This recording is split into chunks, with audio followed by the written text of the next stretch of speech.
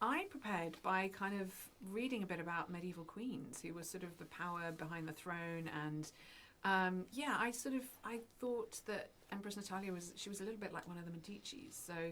So that was kind of my starting point, because I think it kind of gets you into a more relatable reality rather than the fact that sometimes I think sci-fi can feel a little bit abstract. You know, apparently we were told we were emperor and empress of something like 80,000 planets, so I'm not sure I can compute that. But yeah, reading about kind of, you know, queens in medieval times who had to sort of sell their jewellery and to go and raise armies to, you know, do their husband's work while he was indisposed was really useful for me, I think. Yeah, I did a little bit of work on the kind of sword master element. You know, he's the trainer as well. So I started training in some Japanese Hapkido to see how the sensei treats the kind of discipline element of coaching. And that was kind of one of the main things to get me in the headspace of he treats his job very professionally. He's worked very hard to get there, and he's been very disciplined to get to his position. So that was one of the key ones for me. Nice. Yeah, and for me, I dug into royal families and how I wanted to know more about how it must feel living under such circumstances. You know, living a very secluded life, not being able to make friends, not being able to trust a lot of people because of the position you're born into, how lonely that must feel, and how the circle of people you trust and that really knows you must be very small, kind of like you're living in a parallel world to the real world.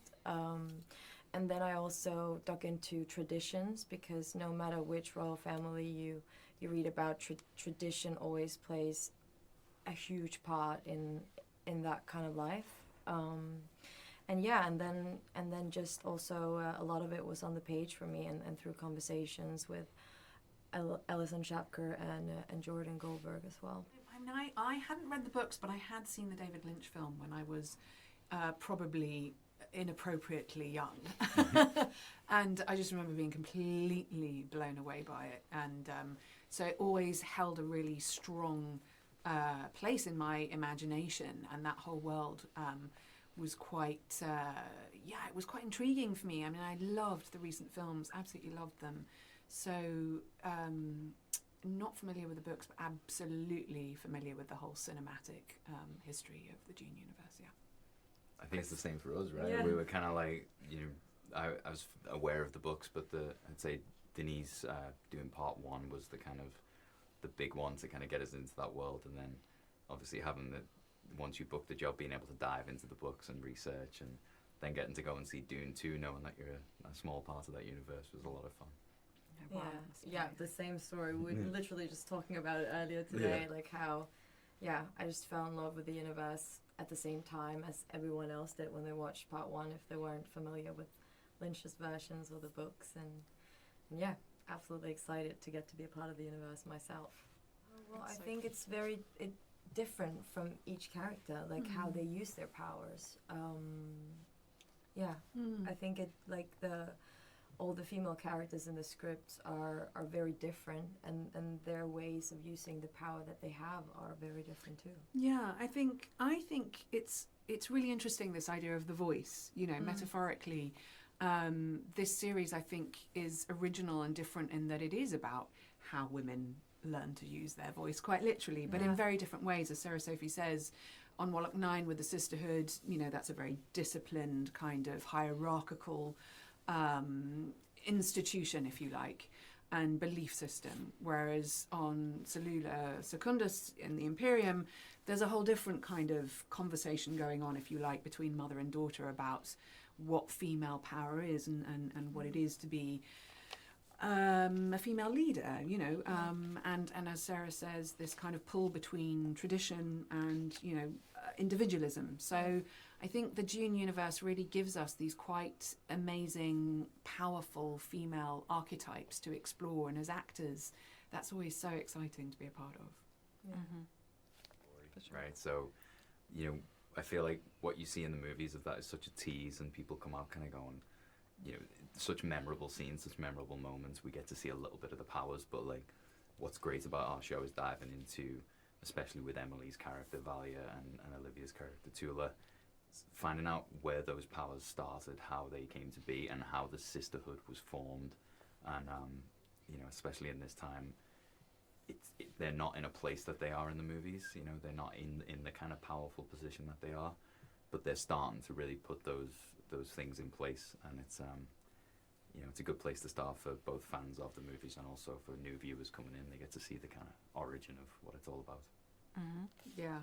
I mean, I would just second that by saying that for me, the most thrilling moment in the first Denis Villeneuve film is the box of pain. Oh, That's I what I was wrapping, thinking of. Yeah, which I So mean, good. left me breathless. Yeah. And it's such an incredible lesson in, I mean, the way that Charlotte plays that scene is she's so still. There's nothing that she's giving away. And there's something incredible about the insight that gives you into our exploration of the Sisterhood. Yeah. And, as Chris was saying, that discipline. So, as he says, it's a tease and, we get to kind of explore that in so much more detail in this series. And it's absolutely fascinating. I think, because the timeline is 10,000 years before BC, as Emily Watson says, before Chalamet. I think, it's different in that way because it's a whole new time, and it's a completely different story. It's the origin story of the Bene Gesserits, and also you get to learn more about other houses that you don't get to learn so much about in the films so far, like the Carino family, and also the feud between the Harkonnen and the Atreides.